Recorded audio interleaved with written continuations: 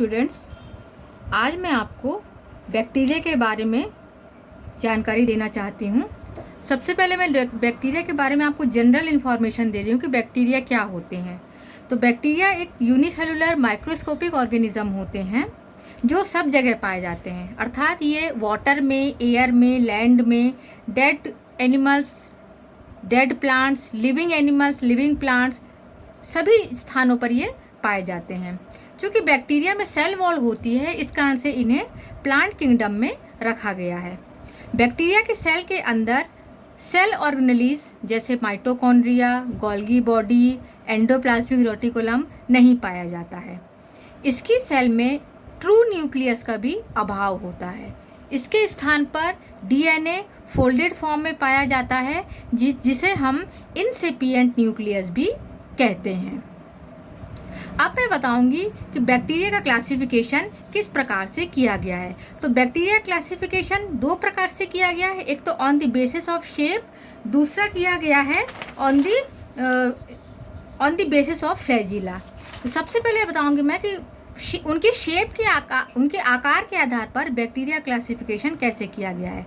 तो जो बैक्टीरिया के आकार के आधार पर जो क्लासिफिकेशन दिया गया है, उसके आधार पर बैक्टीरिया होते हैं कोकाई, बैसिलस, कॉमा और स्पाइरल शेप के। इस प्रकार से चार प्रकार से ये शेप के आधार पर इनको विभाजित किया गया है। तो कोकाई बैक्टीरिया, सबसे पहले मैं समझाऊंगी आप लोगों को कोकाई बैक्टीरिया क्या होता है। तो जो कोकाई बैक्टीरिया होता है वो गोलाकार होता है।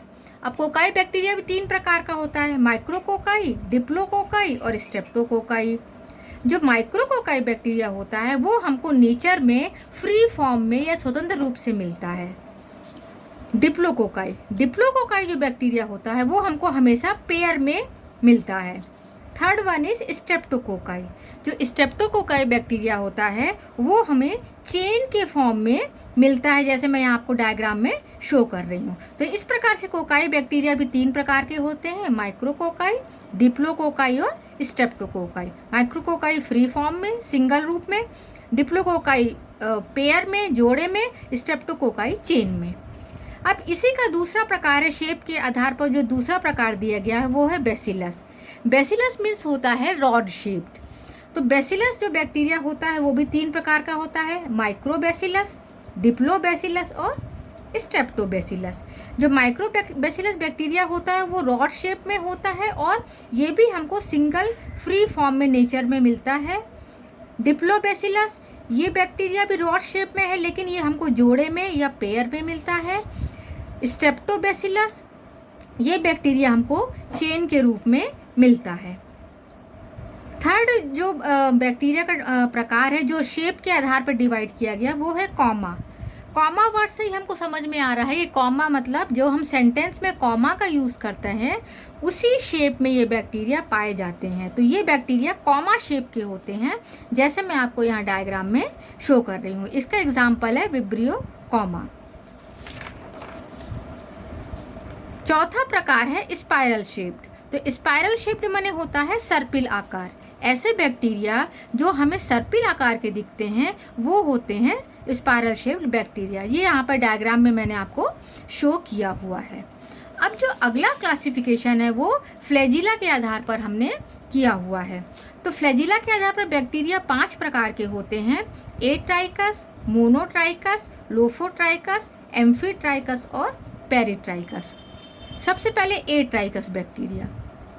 एट्राइकस बैक्टीरिया वो होते हैं जिनकी बॉडी में कोई भी फ्लैजिला नहीं पाया जाता, मतलब कंप्लीटली फ्लैजिला इनमें एब्सेंट होता है, अतः ये लोकोमोशन या मूवमेंट नहीं कर सकते। इसका एग्जाम्पल है पास्चुरेला। मोनोट्राइकस बैक्टीरिया, जैसे नाम से दिख रहा है, मोनोट्राइकस बैक्टीरिया वो होते हैं, मोनो मीन्स होता है वन, सिंगल। तो मोनोट्राइकस बैक्टीरिया वो होते हैं जिनके बॉडी में केवल एक फ्लैजिला ही प्रेजेंट होता है, जिसके हेल्प से ये मूवमेंट करते हैं। इसका एग्जाम्पल है Thiobacillus. Third one is lophotrichous. Lophotrichous bacteria वो होते हैं जिनकी बॉडी में फ्लैजिला बंचेस या गुच्छे के रूप में किसी एक साइड में पाया जाता है, मतलब यदि ये फ्लैजिला या तो इस साइड पाए जाएंगे या इस साइड, लेकिन गुच्छे में होंगे। इसका एग्जाम्पल है सूडोमोनास फ्लोरेसेंस। चौथा है एम्फीट्राइकस। एम्फीट्राइकस बैक्टीरिया वो होते हैं जिनकी बॉडी में दोनों तरफ गुच्छे में फ्लैजिला पाया जाता है। इसका एग्जाम्पल है नाइट्रोसोमोनास। पांचवा प्रकार का बैक्टीरिया होता है पेरिट्राइकस। ये सारे जो क्लासिफिकेशन है ये फ्लैजिला के आधार पर दिए गए हैं। तो पेरिट्राइकस बैक्टीरिया वो बैक्टीरिया होते हैं जिनकी पूरी बॉडी में फ्लैजिला मौजूद होते हैं, जैसे यहाँ आपको डायग्राम में शो किया गया है। इसका एग्जाम्पल है क्लोस्ट्रीडियम। अब मैं आपको बैक्टीरिया के रिप्रोडक्शन के बारे में बताना चाहती हूँ। तो वैसे बैक्टीरिया में रिप्रोडक्शन कई प्रकार से होता है, by budding, endospore formation, by cyst, transformation, transduction, कई प्रकार से इनमें होता है। लेकिन सबसे मेन जो कॉमनली बैक्टीरिया में रिप्रोडक्शन पाया जाता है वो होता है बाइनरी फिजन द्वारा या द्विविखंडन द्वारा।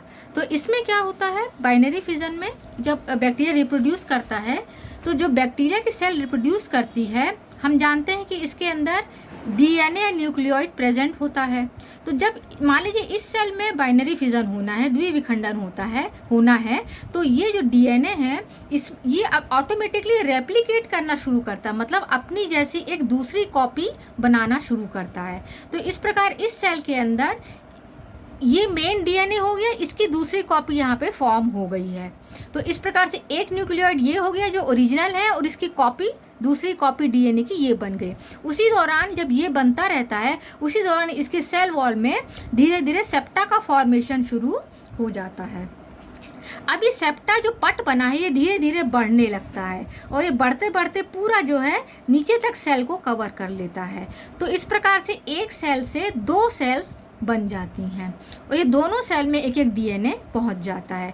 कुछ समय पश्चात ये दोनों सेल जो है सेपरेट होकर के दो डॉटर सेल्स में कन्वर्ट हो जाती हैं, और बैक्टीरिया के दो नई कोशिकाएं बन जाती हैं। तो इस प्रकार से एक बैक्टीरियल सेल से दो डॉटर सेल का बनना या दो नई बैक्टीरियल सेल का बनना बाइनरी फिजन कहलाता है। आई होप ये वीडियो आपको पसंद आया होगा। Thank you.